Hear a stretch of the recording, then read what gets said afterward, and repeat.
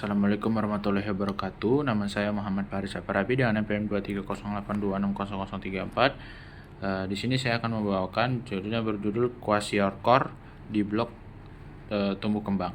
Baik, sebelum itu saya akan melanjutkan penjelasan saya dari definisi. Apa sih kwashiorkor itu? Kwashiorkor itu adalah salah satu bentuk malnutrisi energi protein atau MAP. MAP berat yang terutama disebabkan oleh kekurangan protein. Meskipun asupan energi dapat masih mencukupi atau hanya sedikit berkurang, penyakit ini ditandai dengan edema bilateral, perubahan pada kulit dan rambut, hepatomegali akibat infiltrasi lemak, gangguan pertumbuhan, serta penurunan sistem imun. Berbeda dengan marasmus yang ditandai wasting berat tanpa edem, pada kwashiorkor, berat badan anak dapat tampak normal atau meningkat akibat retensi cairan yang menyebabkan edema. Kwashiorkor paling sering terjadi pada anak usia 6 bulan hingga 5 tahun, terutama setelah masa penyapihan, ketika anak mulai mendapatkan makanan yang tinggi karbohidrat tetapi rendah protein. Penyakit ini banyak ditemukan di negara berkembang yang masih mengalami masalah kekurangan gizi. Selain menghambat pertumbuhan dan perkembangan anak, kwashiorkor meningkatkan risiko infeksi berat, gangguan metabolik, serta kematian apabila tidak segera ditangani. Kita lanjut ke etiologi. Jadi etiologi kwashiorkor ini terjadi akibat kekurangan asupan protein dalam jangka waktu lama, sehingga tubuh tidak memperoleh asam amino yang cukup untuk sintesis berbagai protein penting, termasuk albumin. Kekurangan albumin menyebabkan ketekanan onkotik plasma menurun, sehingga cairan keluar dari pembuluh darah menuju jaringan intersisial dan menimbulkan edem. Penyebab utama kwashiorkor adalah asupan makanan yang rendah protein. Misalnya anak yang hanya mengonsumsi makanan pokok seperti nasi, singkong, jagung, atau bubur tanpa berhenti mendapatkan ASI dan peroleh makanan pendamping yang tidak memenuhi kebutuhan protein. Selain kekurangan asupan protein, berbagai penyakit dapat memperberat terjadinya kwashiorkor, seperti diare kronis, campak, tuberkulosis, HIV atau AIDS, malaria, penyakit saluran cerna, maupun infeksi berulang yang meningkatkan kebutuhan protein tubuh. Faktor sosial ekonomi yang rendah, kemiskinan, sanitasi yang buruk, rendahnya pendidikan orang tua, serta kurangnya pengetahuan mengenai gizi anak juga berperan penting dalam terjadinya penyakit ini. Jadi faktor risikonya, berbagai faktor dapat meningkatkan risiko seorang anak mengalami kwashiorkor. Faktor utama adalah kekurangan asupan protein, terutama setelah masa penyapihan, ketika anak mendapatkan makanan yang sebagian besar hanya mengandung karbohidrat.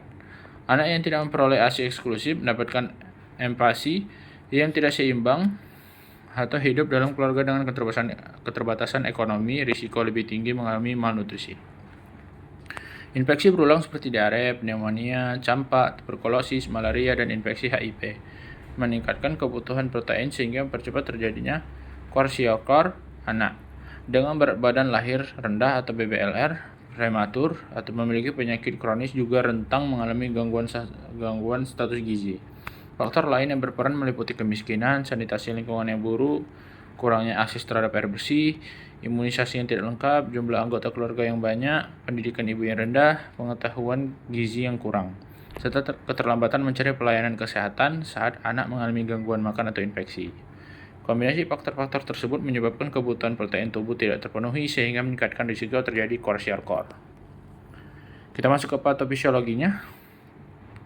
Jadi kwashiorkor ini diawali oleh kekurangan asupan protein yang berlangsung lama sehingga tubuh mengalami defisiensi asam amino yang diperlukan untuk sintesis berbagai protein, terutama albumin. Penurunan kadar albumin menyebabkan tekanan onkotik plasma menurun sehingga cairan keluar dari pembuluh darah ke jaringan intersisial. Akibatnya terjadi edem, pitting bilateral yang merupakan tanda khas kwashiorkor. Selain hipoalbuminemia, kekurangan protein menyebabkan gangguan sintesis apolipoprotein sehingga lemak tidak dapat dikeluarkan dari hati dalam bentuk lipoprotein.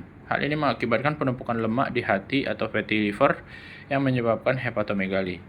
Defisiensi protein juga menghambat sintesis enzim, hormon, dan protein struktural sehingga mengganggu pertumbuhan, penyembuhan luka, dan fungsi berbagai organ. Gangguan sistem imun menyebabkan penurunan jumlah limfosit dan fungsi fagosit sehingga anak menjadi lebih rentan terhadap infeksi. Perubahan metabolisme juga mengakibatkan atrofi otot, perubahan pigmentasi kulit, rambut menjadi tipis, mudah dicabut, dan berubah warna atau flag sign. Bila kondisi berlanjut tanpa penanganan dapat terjadi hipoglikemi, hipotermia, gangguan elektrolit, shock, hingga kegagalan multi-organ dan kematian. Lanjut kita masuk ke pemeriksaan fisik dan pemeriksaan penunjang. Yang kita bahas yang pertama adalah pemeriksaan fisik. Pada pemeriksaan fisik ditemukan edem piting bilateral yang biasanya dimulai dari kedua tungkai kemudian dapat meluas ke wajah, ke tangan, atau seluruh tubuh. Anak tampak apatis, pertumbuhan terhambat, dan massa otot berkurang meskipun wasting sering tertutupi oleh edem. Wajah dapat tampak membulat atau moon face akibat edem. Kulit menunjukkan flaky pain dermatosis yaitu bercak hiperpigmentasi dan hipopigmentasi yang mudah mengelupas. Rambut tampak tipis, kusam, mudah dicabut, dapat menunjukkan perubahan warna menjadi kemerahan atau kecoklatan atau flame sign. Pada pemeriksaan abdomen, sering ditemukan hepatomegali akibat infiltrasi lemak.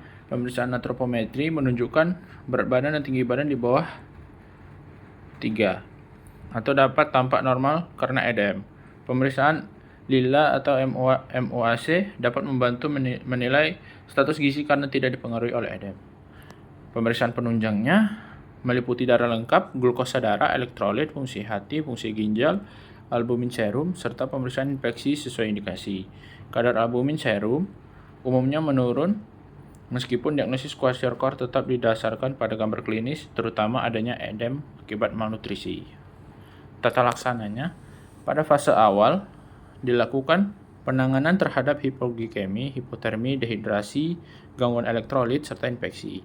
Karena anak dengan kwashiorkor sering mengalami infeksi tanpa gejala yang jelas. Antibiotik empiris dianjurkan sesuai pedoman WHO.